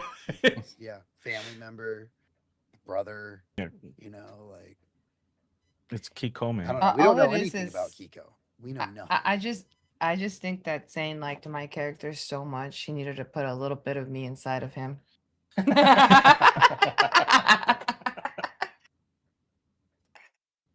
No, my We love a little inspiration bit of wasn't plagiarism. Naruto. No. It wasn't Naruto at all. That is shrouded as just as much mystery for Zane as it is for the rest of you guys right now. I can assure you of that. So if that does end up being the case, that's my fault. That's all. Well, first of all, it's all Rain's fault. Hmm. Except for we'll take the death of Gibby off your shoulders, and we'll put it where it truly belongs with Ragged. And we know where that is. Yeah. You know what you did. You know what you did. But that actually ties in, that little conversation we just had ties in really well to a question for Jenny here. Your backstory has been really shrouded in mystery, and no one really asks you questions. Are you looking forward to getting to explore more of what your character has going on? Does Kiko intentionally try to be unassuming to avoid being questioned? Yes. Yes, very much so. Yes. The ditzier she appears, the less questions that I ask. So yes, yes, very much. People tend to ignore the dumb, even though they might be very smart. You never know, but she's getting left alone, so it's awesome. But I think you're making these guys catch on, so they might start asking too many questions. So shh. Kiko did do very well in the delve using some of those machines. It implies that she is more capable than she acts that she is. Melvin Thanks for sussed the it. advantage rolls, by the way. I remember Yeah. Melvin Yeah. asking Kiko some questions about her past and just getting so frustrated. Yeah. He's like, "What do you live under a rock?" And she's like, "What?" Just nonsense answers. Just Yeah, yeah. nonsense answers. Just rolling them off. Which again, to your point and Rain's question, works great. I love Kiko as a character. The mystery aspect of it is really cool. Kiko's a great character. Indeed. Yeah. Oh, thank you. Thank you. So I guess that follows up. Are you excited to kind of delve into your backstory? I haven't gotten there yet, but there's been some little tendrils kind of starting to leak in a little bit without I'm going into too excited. much detail for unreleased content. I'm pretty excited. I'm kind of wondering what you're gonna do with the bit of information, that I've given you, and how you're gonna go ahead and twist it and make it horrible. So we'll see. Um, um, but a lot of the stuff that I did write in my story was kind of like good memories that I've had as a child. So, um, maybe without giving too much, I might give a little bit. Kiko's last name is Willowbloom, which is the main tree, without saying too much. And that tree is actually in reference to a tree that is actually in my grandparents' the ranch in Chocolistagua, Durango. And it has a lot of good memories that we had there. And it was nice to kind of bring that into my story. That's so cool. I actually didn't know that. That's a really cool little tie-in you got. Yeah. Well, thank And you. of course, the tree's made up. That's not an actual tree, but it, represents that tree. Yeah, absolutely. No, that's really cool. That's a very neat tie-in from your childhood. Briggity, our other person who has a higher being involved. We've gotten hints and tidbits of your patron. Mhm. Does she have good or bad intentions? Do you mind sharing what brought you to work for her and what your goals are? Yeah, so I don't think she has any bad intentions. Um, you know, I there was a little accident, a couple years back in a delve type setting that didn't go very well, and she's helping me with some family stuff, and I'm helping her with the family stuff too, or whatever she got going on. Don't give away too many spoilers. Yeah. No, I think that was a very good media response Awfully right vague. there. It was, you're not getting the warning letters from Marvel like you're Tom Holland. Stop spoiling stuff, Tom. No Mark Ruffalo, no Tom Holland here. Opening boxes way before you should. No, but I Like you don't said- think Friggity looks at himself or her bad in any way. There's a lot of like other stuff that goes along with Friggs and where he comes from and everything that we haven't gotten into. Like the pollution and the the Galtons moving in the forest and jungle and getting rid of it, which is causing negative effects for the Muchaya as a race in the jungle living out there. because they're quite moist folks. So with less trees, less moist. Not a good time. Yeah. So The you NRF know is right he there with sees. you. They're not a fan of it. Yeah, exactly. So, like I said, he Figs might have a unorthodox way of going about things, but he means good, or he means well. All right.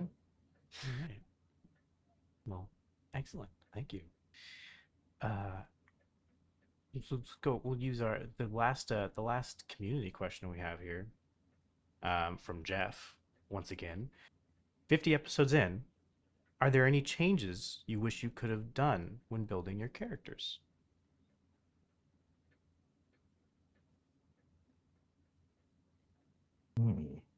Hmm. Sometimes I wish I had picked fighter instead of ranger for my dip for obvious reasons, but I always end up siding with the thought that the flavor of ranger works way better for the character. I could see that. You get that mark though. That's pretty good. Hunter's Mark is my favorite spell, and it is a great spell if it's the only spell you cast. Excuse me, not spell. You don't cast spells. That's okay. Yeah. Yeah, magic This doesn't is- exist. We're in the meta world right now. Honestly, for my first character, I love it. She's like, I perfect. love my Yeah. first character. I don't know. I don't think I That's would great. change anything about her. She's my favorite color. She's hot. She's sweet. She likes sweets. I don't know. To me, she's awesome. I kind of have a Jenny's crush like, on her. I created perfection. Fuck all of you. Yeah, she's like, perfection, yep.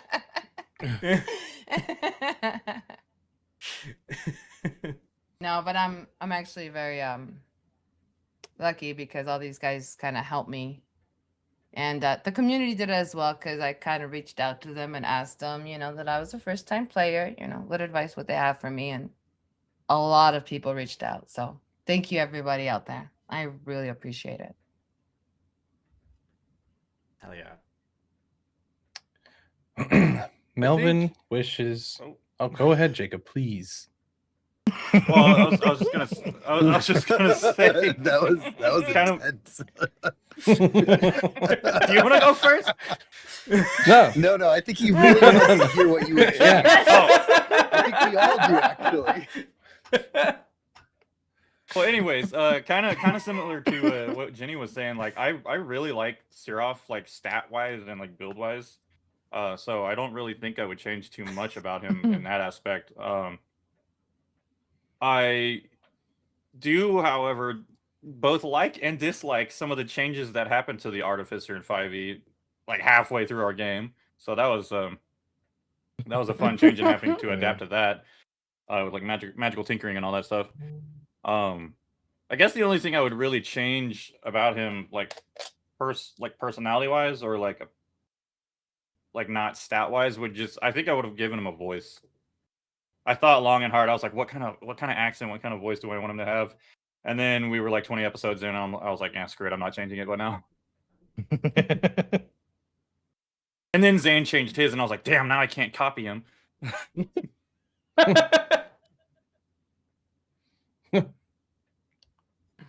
Although I will say he copied me. I was a Galton first. I'm so sorry that I wanted to be a human. That also starts They with also an named S each sound. other. Yeah, they like to do that. Mm-hmm. No, that was just on purpose. We wanted to confuse Rain, and I think that's an admirable goal. No, you confused everybody. It happens at least once a session. Oh, every It does episode, happen yeah. at least once a session. It does. Yeah, it's good. It's good. What were you going to say, Ben?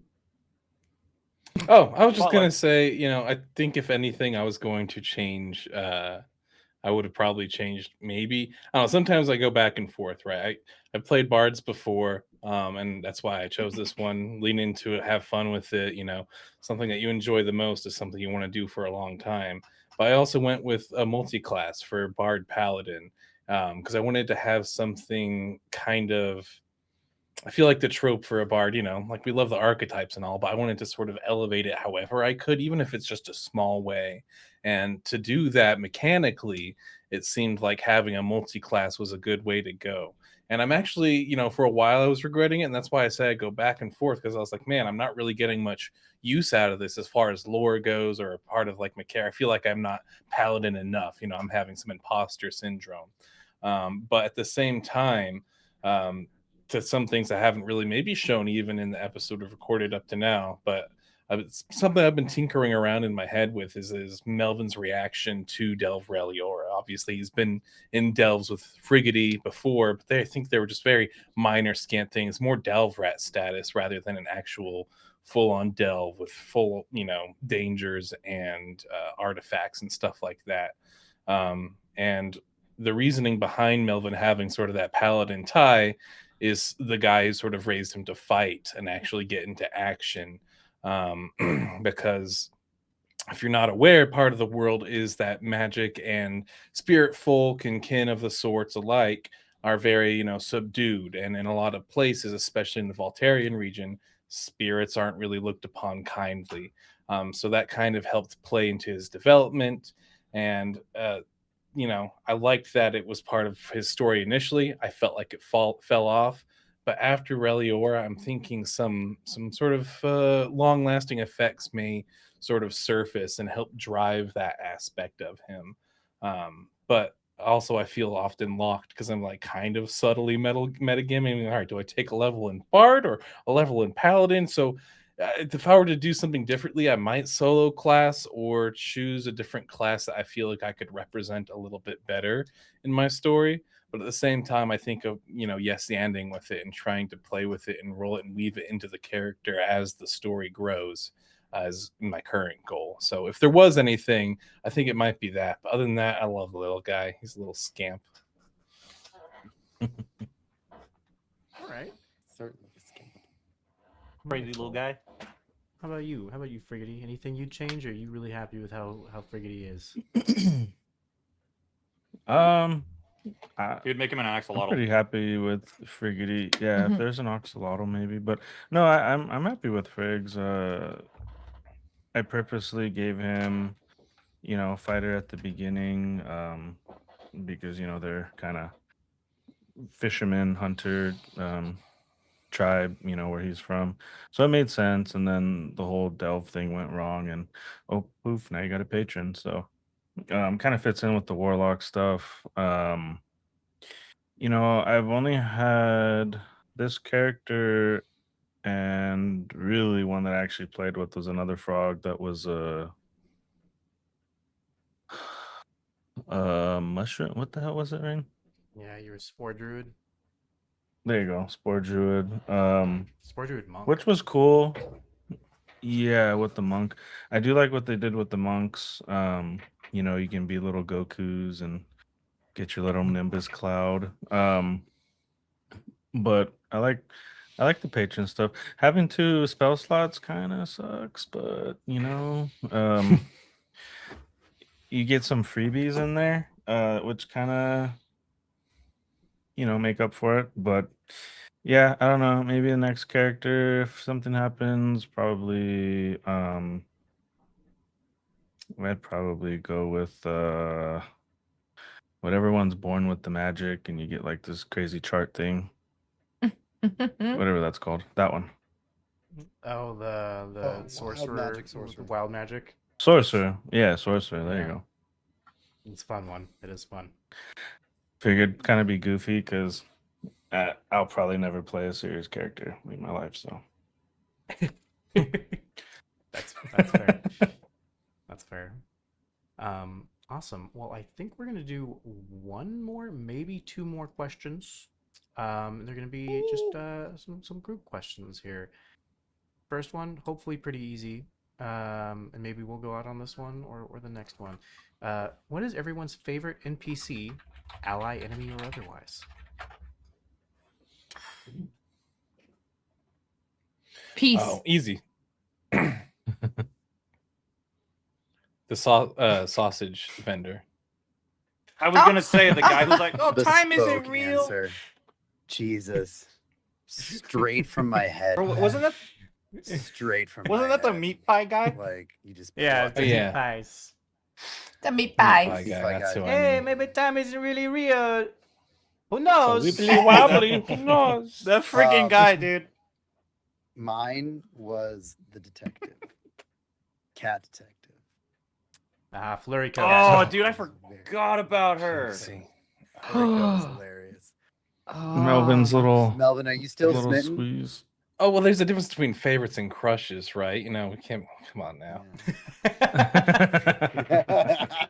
Fun little fact about Flurry Coat is that she was in fact from one of our practice sessions, and I brought her back just to make these guys a little happy. It made sense. Melvin was though. also smitten in Over in our there. practice sessions. Yeah, something that transcends universes. Oh my goodness. Yeah, and your fancy shoes. Oh yeah, The Yeah. kicks. Yeah, the kicks that you got because you got mud all over 'em. Now I got corduroy shoes. Corduroy, yeah. corduroy Yeah. kicks, man. Not yet. Yeah, Keep 'em maybe. clean. I don't Yeah, know. Maybe. I don't know if Maybe. that's came out yet, so never mind. Just kidding. Whoopsie. Spoiler alert, everybody! Except no, that was nothing. We're We all- hallucinating. We all got new This shoes. is AI. I like those raptors that ate the dude on the tree. The hunter. Oh my gosh, that was insane. Mm. Those guys are cares? pretty And they kept chill. swooping down when we were trying to run away. Those fuckers had a Ooh. lot longer glide than I had realized. They're like glide like fucking 100 feet. I'm like, damn. Yeah, that Alright. was. Ooh. But yeah, they were cool. I like to see them again. They were nice guys. I think like maybe not specifically like them because they're a character or a bad guy, but I just like the name Judas Brutus. It's just ridiculous. So I think that was that was I- Zane, right? this is what happened with that. This And is what happened with Benedictus. that. I wrote down both names because they were supposed to be one of those was supposed to be the first name. I was deciding between which one of those was the first name, and then Rain, and I hadn't decided. Rain asked me for the name, and I was like, "Oh, it's already on the character sheet," because I remembered I had written something down, but I hadn't like said the name, and I just like when he asked me, I think at one point I just looked at it and said that, and I was like, "Well, I guess I did this. I decided on this in the past, and I'm not going to think twice about it." And so it was an accident, but it's an accident that I like to think is a good one. You know, it made for such a good moment. We were like, "What is this guy?" He's a Juicy jerk. booties. Oh, He's juicy an booty. asshole. Juicy booty. Sad he didn't die in the fire. I would have liked him to die in the fire. He's gonna be some like mini boss like further down the road. It gives yeah, me no, he's gonna vibes crop of that one asshole from Atlantis, the sergeant guy, for some reason. Like I could see him coming back to us imbued with like maybe a strife spirit or something as a counterpart to Sylvius's peace spirit, and like freaking like molten and cracking at his skin, like chasing us down a hot air balloon or something. I don't know. Yeah. Love Red it. Hulk's No, it. there was a few good points in there, Ben. I really liked that. I really like that too. I'm just And then in our No- in our no- episode no heart. 100 Fireside chat, when somebody asks about the inspiration for Judas Brutus, they'll point back to this one. They'll be like, "Oh, this is where Yeah. Judas got his." That was the moment he was born. It's the spirit of my mom. No, your She's mom. mad. Your mom is the girl with horns who has the Vine Lord whipped. That's your mom. No way. Oh, Shut up. I whoa. don't believe it. She wasn't a Strifeborn, was she? She had horns. Your mom was the Strifeborn. Oh, the lady. Well, no, my mom yeah. was the lady. She was a Strifeborn? Yeah, Shoot, that was she was 36. described. I don't remember that episode. Yeah. Yeah, you'll know remember once it- once you piss her off and she says your middle That was a name. lore drop episode. I was traumatized from Yeah. the delve that had taken place.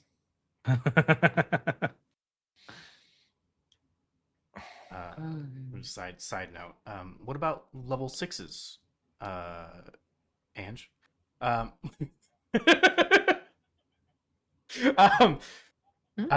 one more question, guys. One final one to send it off. We're gonna level up. Ooh, no. When are we gonna level up? No, not that one. The last question I will give off Hey, this wait, list Rain, is, Rain. I actually, Yeah. Rain, I have a question Oh. for you. is it going to be the same Yeah. thing that was just asked? Maybe. Can we level up? Leveling down And by instant the classic. moment. I'll just call my patron. All right. Last question. What are some predictions for what is to come on your guys' journeys? Oh, you just don't know what you're gonna do next and need ideas. You This got is me. a fair. Got This is a fair cop. Ooh. This is a I, fair question. Like I Mm. participated. I I th- like this. I think Um, you're gonna torture Siraf just into the ground, and then we're gonna go to Kiko's backstory next arc, and you're just gonna make her like God Empress of the world. I'm thinking that my prediction is that I'm gonna start getting a lot of questions asked. Uh, Hey, what's up with that bug on your head? She's not a bug. Is it singing? She's singing. She loves to sing. Did you just feed that thing a piece of candy? Why does it sound like the Macarena? Yeah, another piece of candy. Another piece of candy. Piece of candy. Another piece of candy. Hmm. I predict Figgity saves the day. He's gonna come through for Siraf, save his town that he fucked it all up, and then You didn't say it like that. and well, you did what you did, buddy. You know. And then I'm not gonna take any credit. Give it all to Siraf so he can be the hero that his family deserves, but he's not. And then go to the next town that doesn't trying. want us there. I I'll help you. You know what? I predict that Seraf's wife will take him back, and then he'll leave her again. He's like, yeah, well, my friends See, need I was me. about to say, I was like, I really hope to reconcile everything with me and my family, but then I'm like, what do I do as a character if I still want to keep the show going? Yeah, you're like, I Okay. am gonna have to leave again though. I'll send Different postcards this characters have time. Different endings. Well, maybe like we'll like save like Mhm. the city with the whole crystal thing, and maybe or maybe not successfully steal the crown. But then like Despair is gonna escape, and then it's Forgot it's about gonna like that. fly somewhere else, and then it'll be some looming threat over the world, and then my wife's gonna do the whole like go get him tiger thing and slap me on my ass, and then I walk out.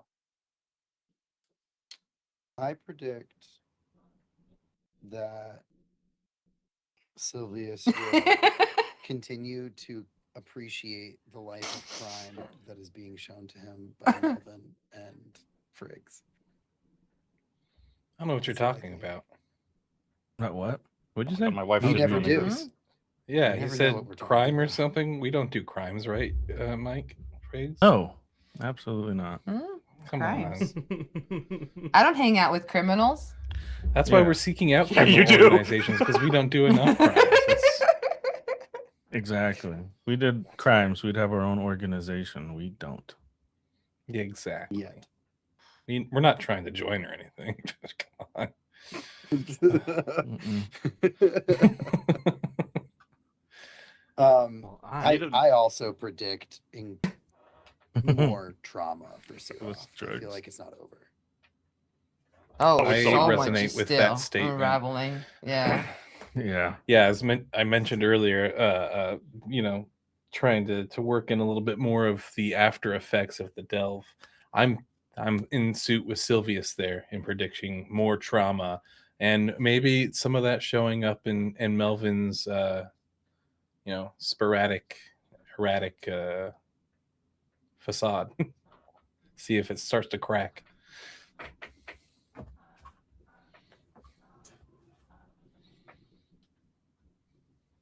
All right. Love Well, I good predictions. All fairly Brain's reasonable. like, I got some to new come material true. now. Hey, Brain, any predictions? Any predictions, Yeah, Brain? Yeah, predict- exactly. Yeah. What What do do you you think that predict, we're Brain? gonna do? I have It's a lots great of question, Jen. It's a predictions, but I don't top-notch think that I'm question there. qualified to answer those. Ah, Um, You're not No. qualified. How do you Mm. think we're gonna just try to screw you over in the future? well, one, I'm Oh. okay. Well, I I gotta. got 2 words. Give I us think ideas. I- Come on. I think there will be shenanigans involving Voltaria, at your guys's behest, and you know, I think there's a reasonable chance that you guys will end up in Chrysalis. Maybe not, but I think there's a reasonable chance. Pretty, I'll keep pretty it short sure term. we need to go over there. Yeah. Crazy. I predict Melvin being eaten by a whale with legs. Yeah. Yeah. The That's land possible. orcas. Unlikely, but possible. Yeah, it's one of the land orcas that are in the zoo, though. It just breaks forgot out there's one a night zoo. and just fucking eats me. Dude, I want to go to No, the There zoo. is a and zoo. get I Just spent eats hours painstakingly making it on the map. Look at Forget the he map. cuts Yeah, me we out gotta of go to its the stomach. zoo. Get a Ooh. pretzel. Get our face painted. Have a Mhm. zoo episode. Get a balloon. Love it. Oh, love dude, guess I we Because specifically ours- put should. places to get all of that in there. Yeah. Yeah. We gotta do a zoo. I did also put a beach on the map. Yep. Well, We're on an excellent. island, bro. Of course there's a beach on the map. I do low key really want to go to the zoo now. I know. I'm prepared for you guys to go to the zoo. If it happens and it makes sense, it's there. It's It's whatever. What do you mean awesome, if? but I'm pretty mean cool. when? It's just Yeah, when? Oh man. Oh my god. You better. I just better load imagine up on seeing- animal types. I'm just I'm- imagining a bunch I'm- of it's foxes not a in a huge zoo. cage, and then Kiko's like, "I gotta free them all." We gotta let the fox. Oh no! Oh no! Oh no.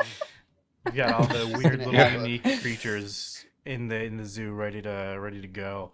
Yeah, they're This gonna is have what we actual need a Tales frogs. of Bossing Say I'm like- episode. you go. Younglings. Kiko free. I have a few Oh, questions, Tadpole. if I may ask some. Sure. Yeah. Ooh. Ooh. Okay.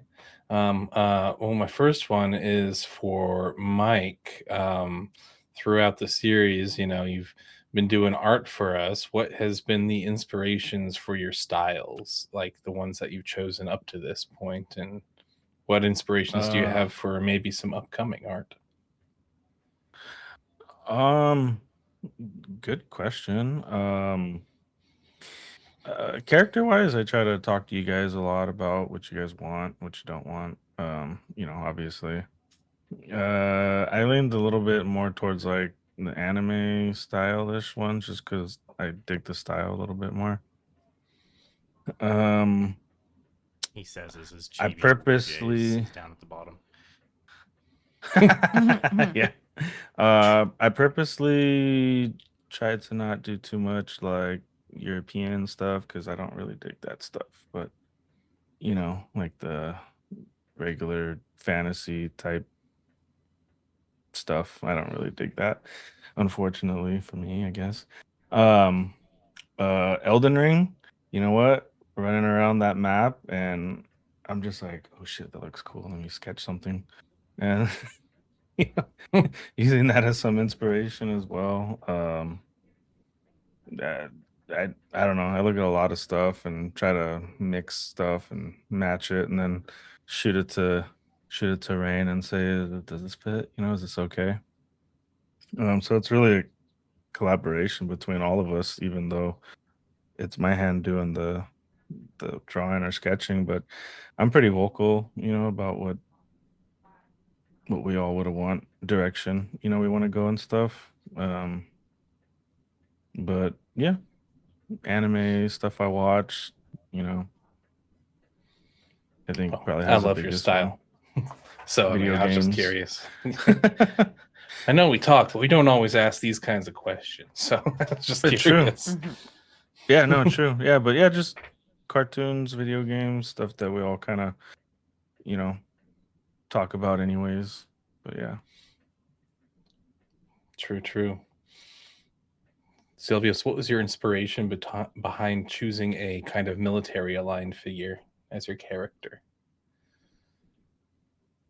For a short stint, I was in the military.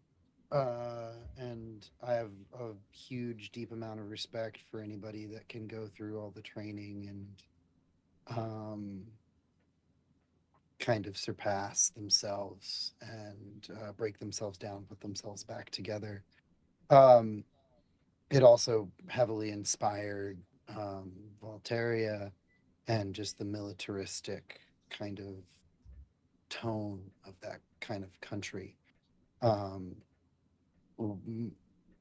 my experience with the military was rather short, but it kind of left an impression on me, left me with a lot of understanding what it meant to have discipline and be able to chase a goal for something. And I imbue a lot of that into Sylvius while also trying to give him the flaws of somebody who's been kind of othered and cast aside.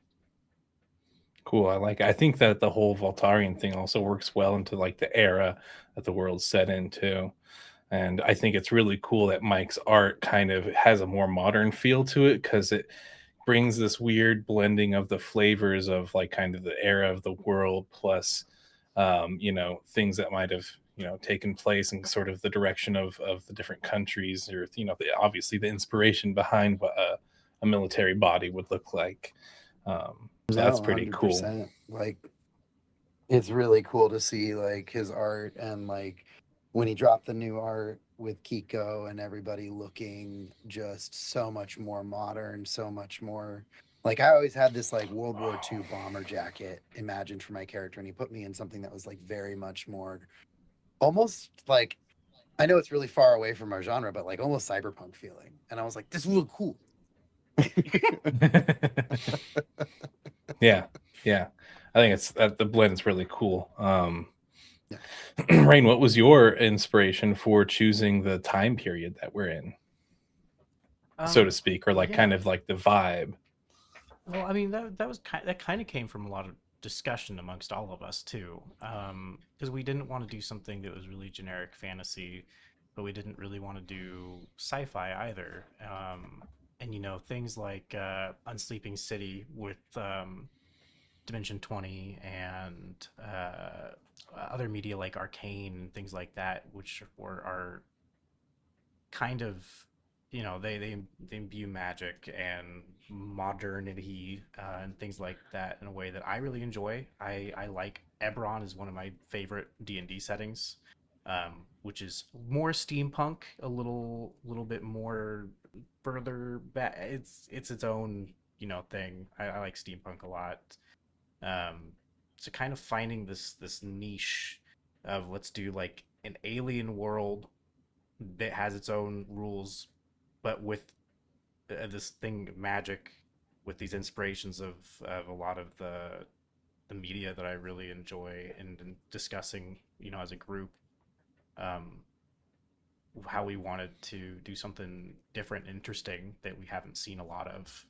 Just kind of it compounded together and brought about Aona. Love it. I love it.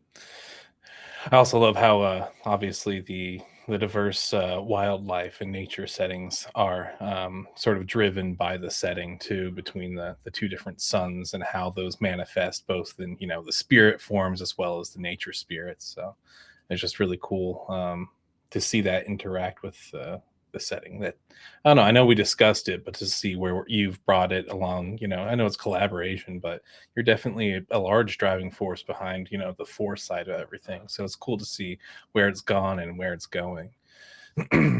Well, thank you. I don't know if I have too many other questions. I could think of some. Let's see. Jenny, why you so mysterious as Kiko? Stop it. Stop it. Stop it.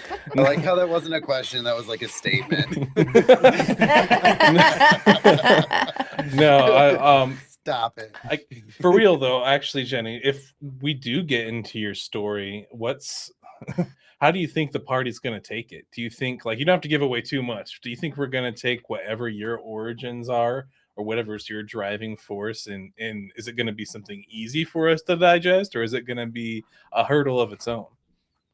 Well, I think Kiko's mysterious just because she came into this world kind of not knowing that spirits weren't really liked here. I mean, she kind of had an idea, because it was starting to affect her area, but coming down to a whole nother area where it's actually looked at upon as a bad thing. She never thought she was a bad thing.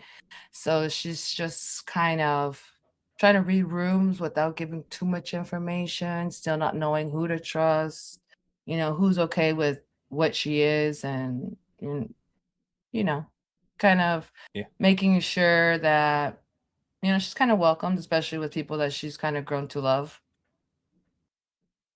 Cool. I'm curious to see how especially once we get a little more further into things between you and Sylvius, how that interacts with more of like the strive for the chaotic side.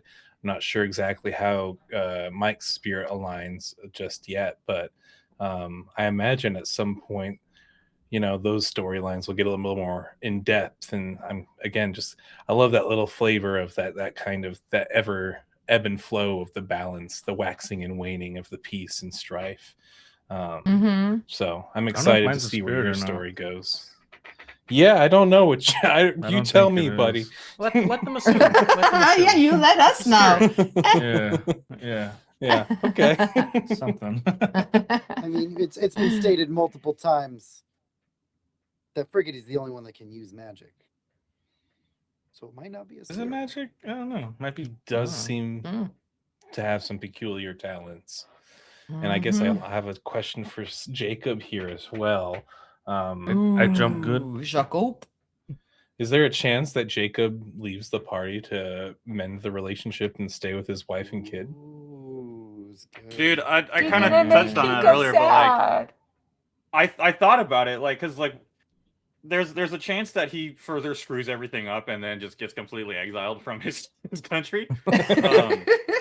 It's a good chance with that us. yeah, there's a good chance, and it's depending on the roles, but on the off chance that he's able to like mend his relationship and like solve all these issues, I thought about it. I was like, what does he do then? Like, not necessarily if everybody will like him as much, but maybe they'll start trying to kill him and his family, and then if they accept him back, like, I can't just leave him again. So I don't know. I really don't know how that's going to play out. That's why I kind of said some earlier. Like, what if there's like some other ever looming threat, and then everyone's like, "Oh, you have to go and save the world," so that I would leave with their blessing or something. I'm not sure. Mm. What if we just bench 'Cause you I and take really- your son? What? Because what if we just bench you and then take your son, Jippy or whatever his name is? Jibby? What's his Doran? name? Where'd you get Your Jibby? son. There you go. I was close. I couldn't say the name right, but Pick him up with at the least I was Jiffy close. Lube. No. Or someone said in chat, like, just like have your wife and kid join you, but I would not do Yeah, that what can because go we've already wrong? gotten like we've already gotten another party killed. We Melvin did not do huddles that. up with Sylvius and Friggs. Okay, guys, you guys heard that? We're gonna kill his family. Okay, Sylvius, you want to burn down another building? Yeah, We got to we- keep this guy we- with us. All His right. Have to shooting kill his skills might not be family. good, but we need him in his dagger ability. Yeah. There might be just like a plot twist, and we don't know if like Surov's wife is like with somebody else. And we're just assuming she's That's- waiting around for this guy. I'm just saying. That was Yeah, what if she's my into that- question. Yeah, what she doing to that cow dude at the bar? He's married. He has a Him Him and his wife. wife run the bar. What if Even she's worse. what Polyamory if is a she's thing. Yeah, into the Betsy, my wife? bestie. Even worse. That's true. I mean, I don't know. Even worse. Yeah, you know what? That's just more fuel for Rain to terrorize Seraph. And I need you to stop talking. I love it. Dude, what if she's having an affair with your dad? With your dad. Oh, that's a What? good What'd one. you She's like, I want. That's the worst.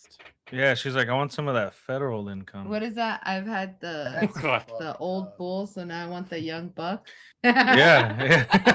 That's why. She had That's the why. young That's why bull. Doran didn't want to go to your grandpa's place or your dad's place because he doesn't like calling him Just wanted granddad. a stable older figure. Oh. Ooh, I regret my questions ever since. I mean, Look what you've done, Ben. but Look Seraph's what dad you've is done. still married, so It sure has aces. It sure has. oh god, yeah. All right. Thank you. I was just wanted to ask you guys something that was on my. I was like, if I had any No, questions for these guys, those what were would great they be? questions. I still have honestly a bunch written down, but we're just over 2 hours. I think that's a pretty good place to wrap things up. Yeah, we'll thank you all for being here. Oh, yeah. You know, Thank you. we've got our show every Tuesday except for the last one of every month at 6 p.m. Pacific time. If you want to come hang out with us. Our reruns are every Thursday at 2 p.m. going on Twitch. And then we've got some more stuff coming up. Isn't that right, Zane? Something. Yeah, Yes, Zane. yes. I was actually frantically about to message you. I didn't know if you were gonna remember or not.